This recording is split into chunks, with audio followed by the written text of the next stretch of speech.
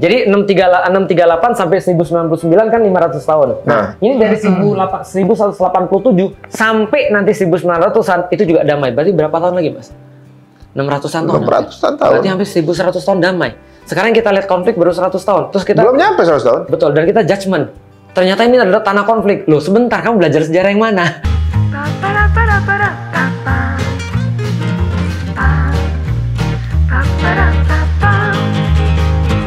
Orang ini adalah proyeknya Rasulullah.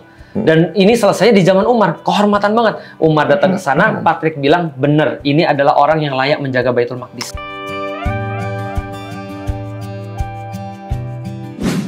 Yang waktu datang sama keledai itu? Ya, tapi itu ada yang bilang ceritanya doif ya. Tapi yang setidaknya Safronius bilang ini benar-benar orang yang akan menjaga Baitul Maqdis. Kenapa? Karena dia sederhana sekali.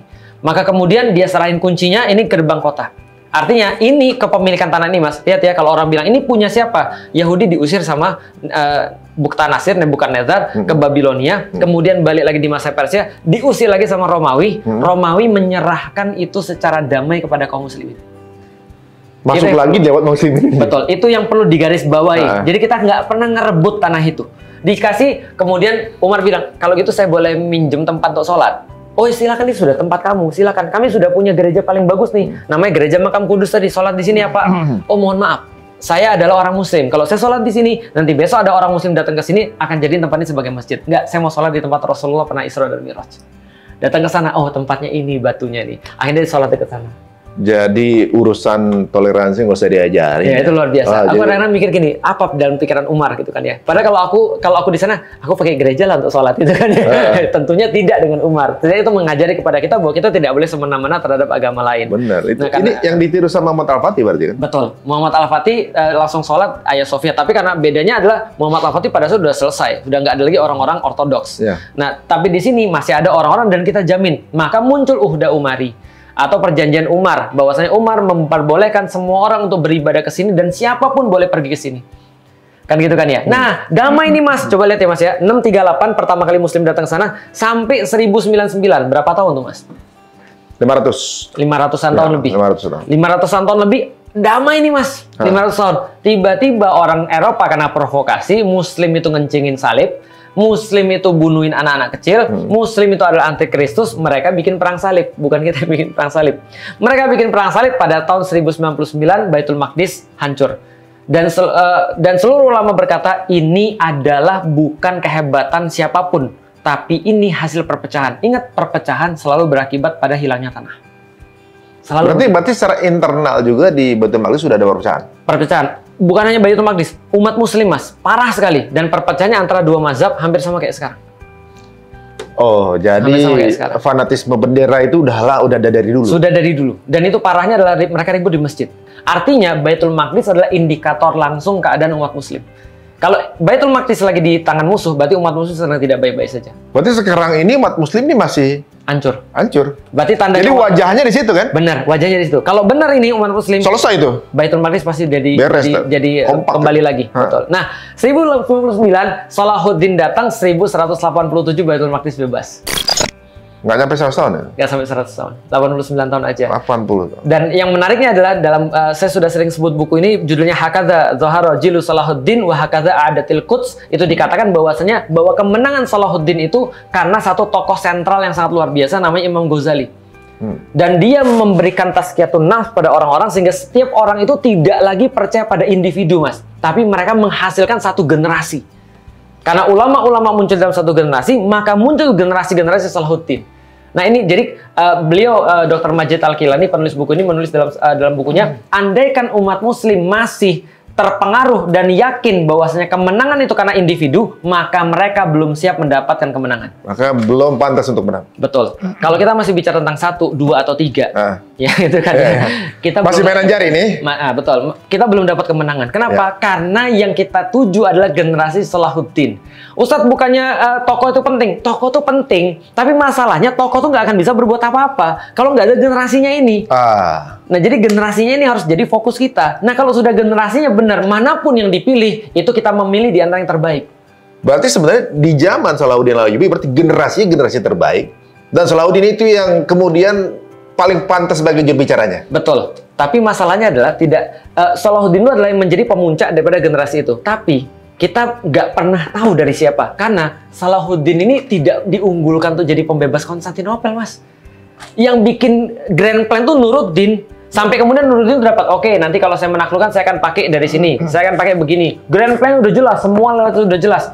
Tiba-tiba Nuruddin wafat. Ketika Nuruddin membuat grand plan, yang jadi bagian daripada grand plan adalah pamannya Salahuddin namanya Asaduddin Syirkuh dan bapaknya Salahuddin Najmuddin Ayyub. Nah, ternyata yang malah anaknya yang bukan siapa-siapa. Anaknya ini adalah Salahuddin, catatan kita itu cuma dapat apa? Kepala keamanan di kota. Satpam, Mas, kepala satpam, Mas, kepala keamanan loh, Siskamling loh, Mas, kepalanya itu loh. Insyaallah. Tapi ini orang soleh yang kemudian yang ada pada generasi yang soleh. Dan ketika dia beberapa kali kita baca dalam sejarah, dia tuh juga orangnya kayak gini, low profile. Asaduddin bilang, Salahuddin, ayo ikut saya. Siap, Paman. Kamu jaga di sini. Ya janganlah, masa saya? Kamu juga ikut dong ini. Dan dia berada di tempat yang tepat, di saat yang tepat, dan mewarisi sebuah pemuncak daripada generasi yang tepat. Itu Salahuddin tuh. Keren banget. Nah, jadi Salahuddin tuh, kalau aku lihat ya, orang bahas Salahuddin, tapi nggak bahas Nuruddin, itu nggak fair menurutku. Sebenarnya mastermind ya betul Nuruddin Zanki. Tapi Nuruddin Zanki ini punya bapak namanya Imaduddin Zanki. Ini Imaduddin Zanki lebih mastermind lagi tuh. Nah, ini semua ada satu generasi. Jadi kita nggak bahas hanya individu. Oh, jadi Baitul Maqdis bisa direbut lagi. Berarti ada satu pola edukasi generasi yang terstruktur. Itu yang dilakukan oleh Rasulullah, sehingga bukan Rasulullah yang menyebabkan bebasnya, bukan Rasulullah yang menjadi pembebas Baitul Maqdis, tapi Umar. Tapi generasinya sama, bukan Nuruddin, tapi adalah Salahuddin Al-Ayyubi. Karena siapapun yang terjadi pembebas itu sudah pantas, Mas. Karena best of the best. Kita hanya milih di antara yang terbaik, bukan memilih di antara yang terburuk. Semuanya bagus itu ibaratnya. Betul, bukan memilih di antara yang terburuk. Berarti kalau si Salahuddin ini di Umayyah apa di Abbasiyah? Salahuddin itu di kekhilafan 1000 Abbasiyah. Abbasiyah ya? Abbasiyah, betul. Nah, jadi setelah itu damai lagi, Mas. Jadi 638 sampai 1099 kan 500 tahun. Nah, ini dari 1187 sampai nanti 1900-an itu juga damai. Berarti berapa tahun lagi, Mas? 600-an tahun. 600-an tahun. Berarti hampir 1100 tahun damai. Sekarang kita lihat konflik baru 100 tahun. Terus kita belum nyampe 100 tahun. Betul, dan kita judgment. Ternyata ini adalah tanah konflik. Loh, sebentar, kamu belajar sejarah yang mana? Makanya. Nah, itu damai di tangan kita. Nah, ini kalau aku jelasin, Mas, aku potong di sini. Nah, tapi aku jelasin lagi. Muncullah problematikanya ini. Ini dia. Ini problematika nih. Ini biang kerok dari semuanya. Betul. Tapi aku tetap tidak bisa menafikan bahwa ini orang jenius. Iya, tapi bayangin, Mas, 1896, usia dia 36 tahun. Dia nulis buku yang sangat fenomenal, judulnya Der Judenstaat. Di zaman itu dia udah punya pola pemikiran begini. 36 tahun. Kita diusirin di mana-mana. Gimana kalau kita buat konsep supaya kita nggak diusir? Kita harus punya negara. Itu radikal banget, Mas. Berarti dia sebenarnya juga adalah seperti Salahuddinnya dari versi Islam. Benar. Berarti bukan dia juga ini sebenarnya mastermind behind-nya. Benar. Ada orang yang lebih besar, di belakangnya lagi, mastermind-nya lagi, yang punya konsep jauh lebih besar, yang kemudian terpenetrasi, tarbiyahnya, keluarlah ini orang. Berarti semua pola dari semuanya adalah edukasi sebenarnya. Benar, edukasi. Perubahan pemikiran sebelum kenyataan. Dia punya cita-cita, dan cita-cita dia diketahui orang, Mas. Kalau zaman sekarang umat muslim pengen diatur oleh syariat Islam, memang udah kejadian sebelumnya. Kalau ini dia lagi diusir-usirin di tempat orang-orang. Konsep ini lagi. Konsep mana nggak orang stres, Mas? Gila nih orang Yahudi sendirian aja bikin masalah, gitu kan ya? Apalagi negara. Bayangin, Mas. Jadi orang bilang ini nggak benar dari Judenstaat negara Yahudi, tapi dia segera pitching, Mas, pitching kepada orang-orang. Gimana nih project gue nih? Nah, akhirnya dia pitching dapat nih satu aki-aki. Nah, namanya di Bohir deh. Kenapa? Bohirnya deh. Bohir. Lionel Walter Rothschild. Lionel Walter Rothschild adalah salah satu anak daripada keluarga Rothschild. Dan ini hebat, Mas, ini keluarga ini. Keluarga ini punya anak banyak, disuruh kemana-mana. Kamu bagian Prancis ya, kamu bagian Austria, kamu bagian Jerman, kamu bagian Inggris. Nah, dia bagian Inggris. Oh. Ini orang punyanya franchise bank, Mas. Jadi kalau seandainya orang-orang bikin bank, franchise-nya ke mereka nih. Dia ngomong, Bapak mohon maaf, gimana kalau saya disponsori untuk membuat negara Yahudi? Mana konsepnya? Lihat, oke, bagus. Sekarang saya sponsori, kamu cari tanah. Tentu dong dia nyari tanah terjanji, tanah Palestina. Datanglah dia kepada Pak Haji yang punya. Namanya Pak Haji Abdul Hamid. Nah, ini yang kita pernah nonton filmnya ini. Iya, nah ini Pak Haji Abdul Hamid, dia punya tanahnya. Nah, lalu kemudian dikatakan bahwasannya mereka selesai Kongres Zionis datang ke sana untuk membeli tanah orang-orang Muslim. Lalu kemudian apa kemudian yang dilakukan? Dia datang dan pitching lagi untuk masuk ke tanah itu. 1897 ini adalah reply daripada Abdul Hamid. Tanah itu bukan milik saya. Tanah itu milik umat saya. Dia penolakan pertama umurnya 37 tahun loh, Mas. 37 tahun udah minta lahan negara. Pitching kepada khalifah kaum muslimin untuk dapat tanah. Kerajaan tertinggi di dunia saat itu. Bikin satu perkampungan apa namanya? Zionis.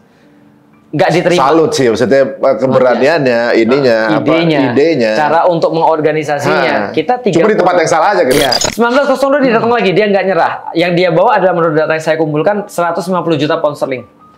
Itu kalau di Indonesia kan sekitar 305 triliun. Dan bayarin hutang khilafah yang waktu itu banyak utang, 33 juta pound sterling.